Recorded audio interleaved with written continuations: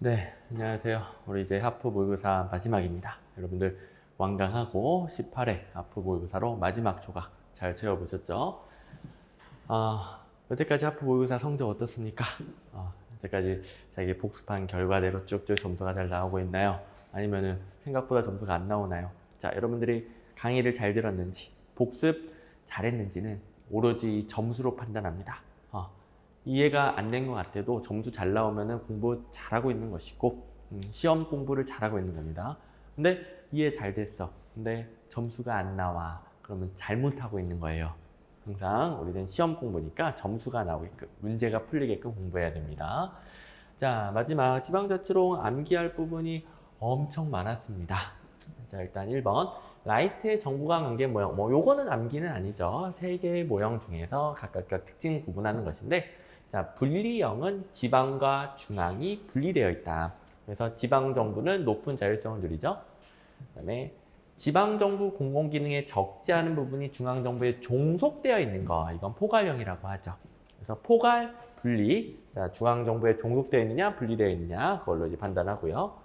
그다음에 3번, 포괄형, 둘 다 포괄형입니다. 중앙정부는 지방정부를 계층제적으로 통제합니다. 그렇죠? 자기 밑에 하급기관이나 마찬가지니까. 그리고 중첩형은 상호 의존이죠. 어느 정도 독립, 어느 정도 종속, 서로 의존 관계이다.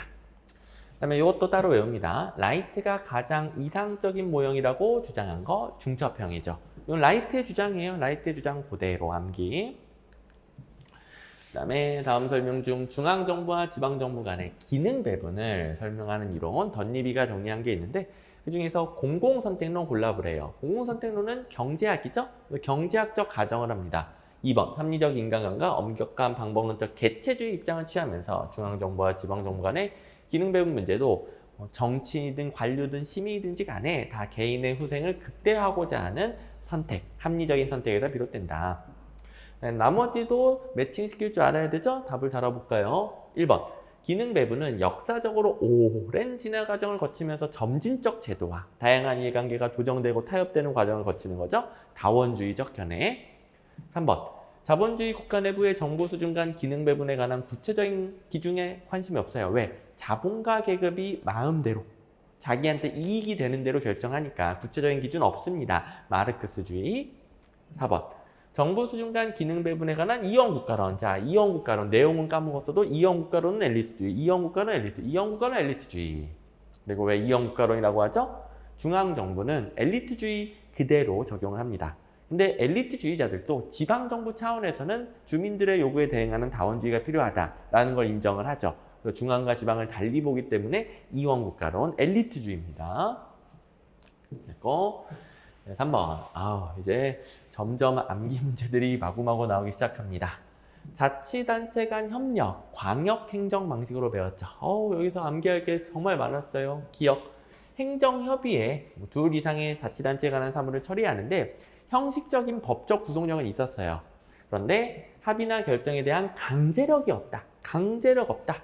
그래서 실질적인 구속력이 없다. 이거 강조했죠. 그 다음에 리을. 자치단체 상호간 협력을 위해 국무총리 소속으로 행정협의 조정위원회, 이거는 자치단체 간 상호협력이 아니죠. 기본적으로 분쟁 조정 방식이고 중앙과 지방 간의 분쟁 조정이에요. 아예 제도 자체가 틀려 먹었습니다. 나머지를 맞는데요. 니은 사무 위탁은 사무를 한쪽에 몰아주는 거예요.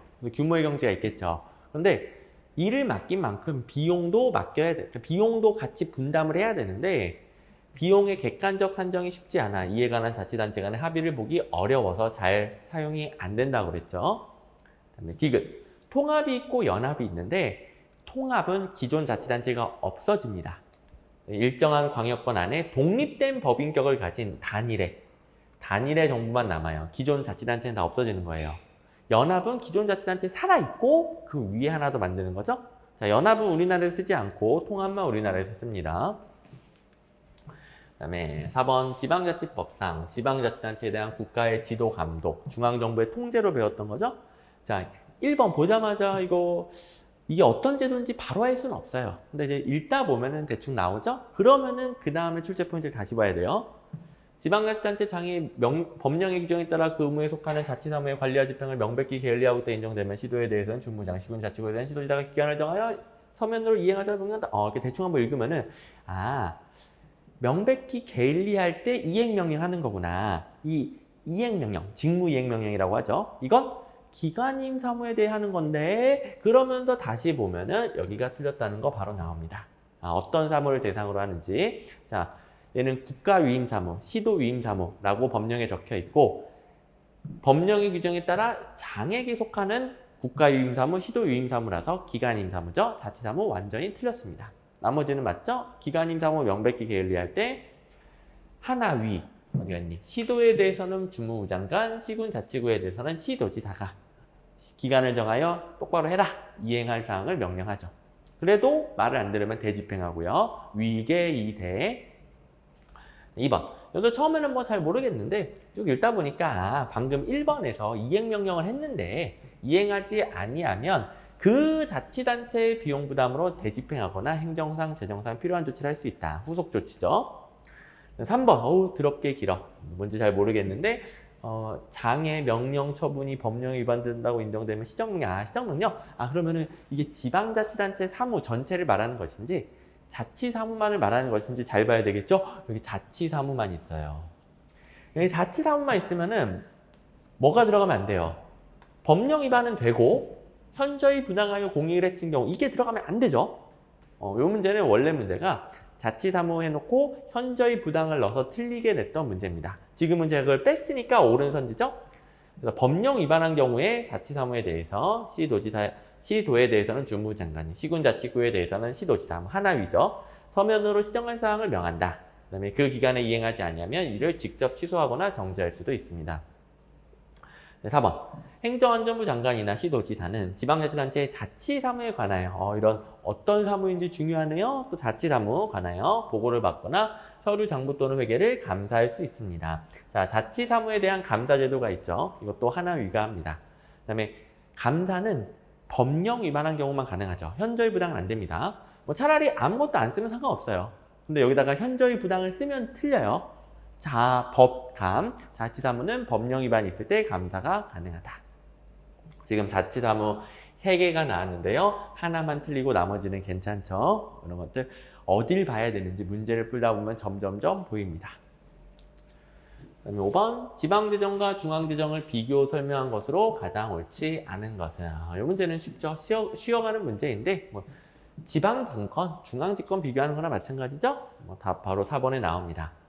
자, 중앙이 지방보다 공평성보다 효율성 안 맞죠? 중앙은 국가 전체적인 형평성, 공평성 차원에서 자원 배분을 하고 지방정부에서는 주민들이 원하는 대로 주는 거, 자원 배분의 효율성이죠? 바뀌어 있습니다. 자, 나머지도 여러분들 쭉 읽어보시면 되겠는데 중앙재정이 여러 가지, 자원 배분 포함 여러 가지 포괄적인 기능을 한다면 지방재정은 주로 자원 배분, 자원 배분의 효율성을 중시하죠. 그다음에 지방정부는 중앙에 비해 세금, 조세 외에도 다양한 사용료, 수수료 등등 여러 가지 형태로 수입을 얻을 수 있고 그다음에 지방정부의 재정 운용은 중앙에 비해 주민의 선호에 더 민감하죠. 주민에게 더 가까우니까 아주 쉬운 내용입니다. 6번, 우리나라 현행 지방세제에 대한 설명으로 옳지 않은 것은. 이거는 암기할 게 많긴 한데 너무 잘 나오니까 어쩔 수 없이 암기해야죠. 자, 강의 시간에 가르쳐준 요령.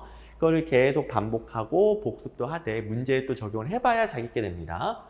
자, 일단 쉬운 거 먼저 처리하면 2번에 보통세는 9개, 목적세는 2개. 목적세 2개 뭐죠? 지방교육세, 지역자원시설세. 그리고 3번, 목적세는 무조건 광역자치단체에서만 걷습니다. 기초는 안 걷어요. 그래서 지금 2번, 3번 맞고요. 그 다음에 우리 보통세 9개를 특별시, 광역시, 자치구 이렇게 논아서 걷고 도랑, 시군 이렇게 논아서 걷잖아요. 근데 무조건 광역자치단체로 가는 게 있어요. 소비취래. 지방 소비세, 소비취래의 소비죠. 특별시, 광역시, 도 무조건 광역으로 갑니다. 그 다음에 나머지는 이제 또 정해야 되는데 재산세는 무조건 기초로 가죠. 자치구, 그 다음에 시군 기초로 갑니다.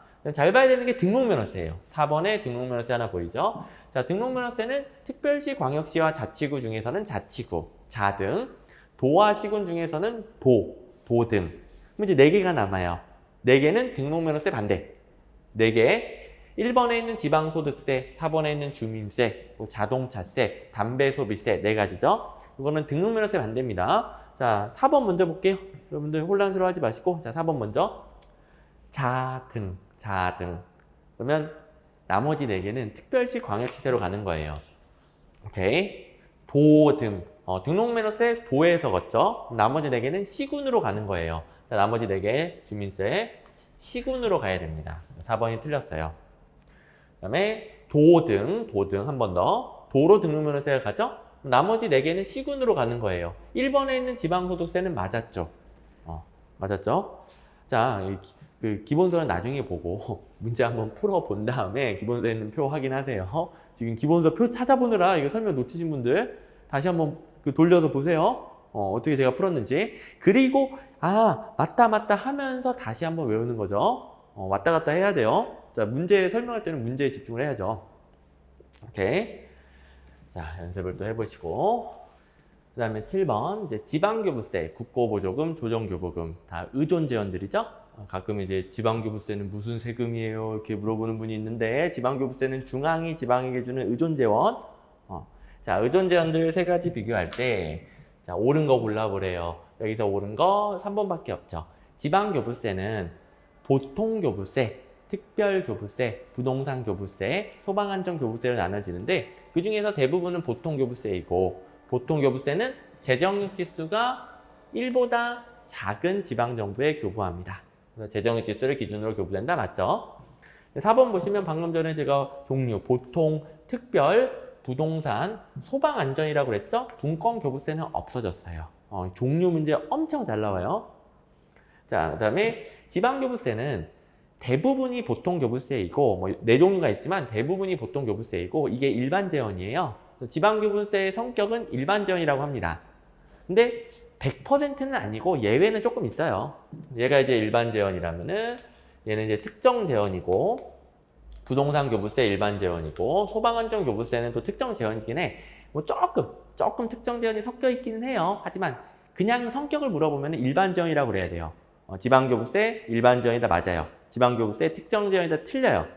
대신에 이것도 틀리긴 하겠지. 지방교부세는 모두 일반재원이다. 이거 틀리죠. 오케이. 출제 포인트 알겠죠? 2번 보시면 지방교부세는 국고보조금과 달리 지정된 용도에 사용해야 된다. 이건 특정재원이라는 소리잖아요. 틀려요. 기본적으로 일반재원이에요. 예외적으로 조금 특정재원이 있는 것이지. 그 다음에 1번은 그냥 국고보조금이죠. 지원규모는 중앙정부의 재정여건, 예산정책 등을 고려하여 중앙정부에서 죄다 결정하는 거. 국고보조금은 순전히 국가 사무를 시키면서 돈을 대주는 거죠. 그래서 용도 지정이 있는 특정재원이고 중앙정부가 다 결정합니다. 지방교부세 재원은 법으로 정해져 있죠. 구체적인 것을 다 못 외웠다 하더라도 법으로 정해져 있다. 국세의 일부로 정해져 있죠. 이 정도는 기억나죠?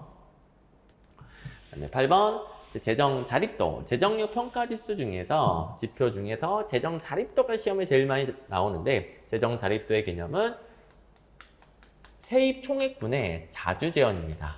자, 세입 총액분의 자주재원이에요. 자주재원.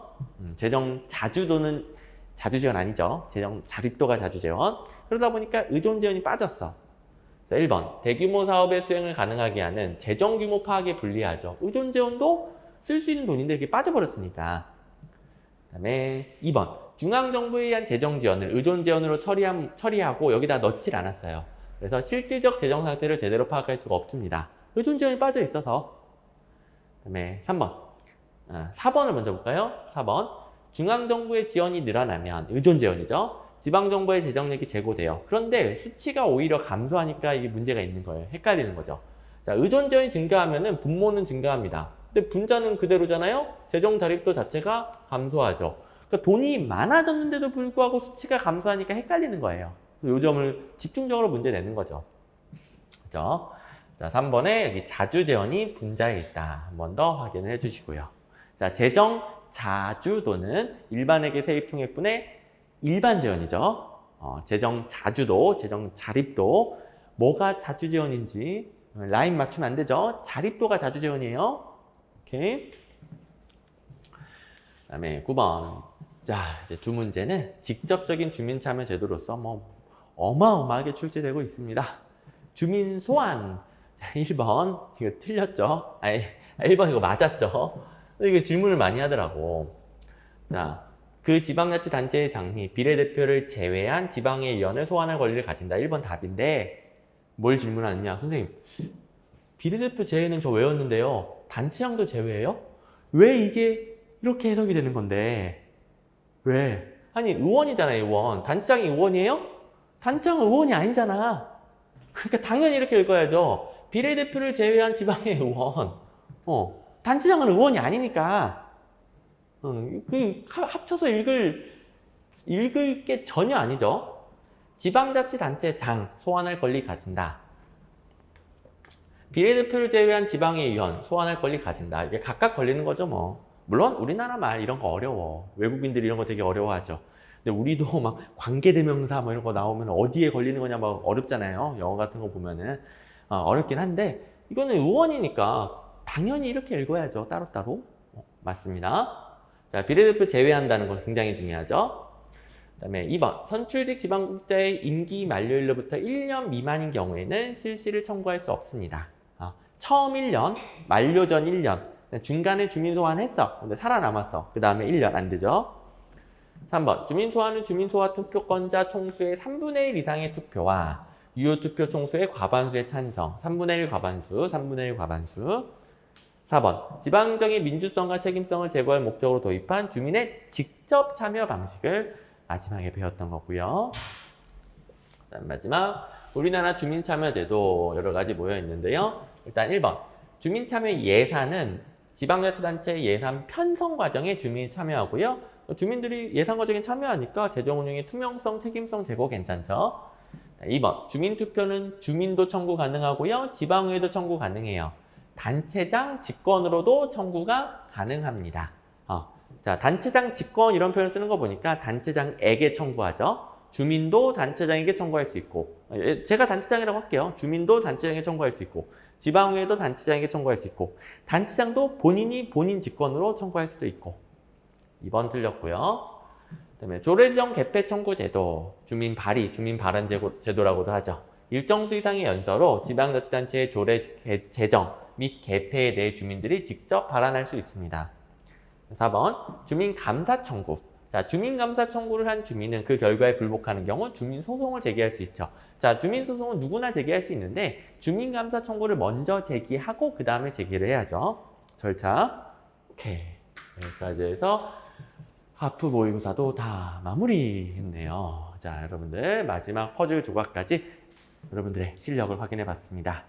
이걸 바탕으로 해서 아직은 많이 부족하고 까먹은 부분도 많겠지만 그 다음에 기출 강의로 넘어갈 실력이 된 거예요. 이 정도 다 복습하고 잘 따라왔으면 기출 강의 따라가는데 전혀 지장이 없습니다.